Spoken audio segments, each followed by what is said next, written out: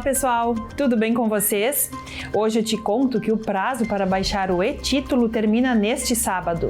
O aplicativo da Justiça Eleitoral, o e-Título, só poderá ser baixado pelos eleitores até este sábado, dia 5 de outubro. No domingo, o cadastro eleitoral não estará disponível para validação dos dados e download, em função da política de segurança cibernética do TSE. Para votar nas eleições municipais de 2024, basta apresentar um documento oficial com foto na seção eleitoral ou usar a versão digital do título de eleitor, que é o e-Título.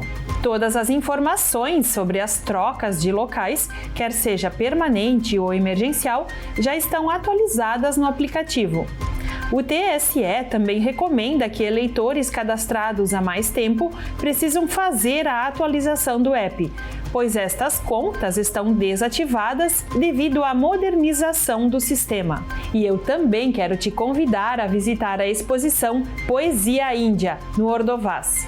Viaje pelas cores, tradições e belezas da Índia, por meio de fotos impressas em tecidos, com bordados artísticos e textos inspiradores de Tagore e Gandhi, na exposição Poesia Índia, que começa nesta quinta-feira no Centro de Cultura Ordovás, a partir das 7h30 da noite.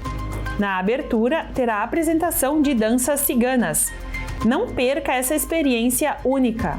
E neste sábado também ocorre a Jornada Casa Cerâmica, no Ordovás. Vem saber mais!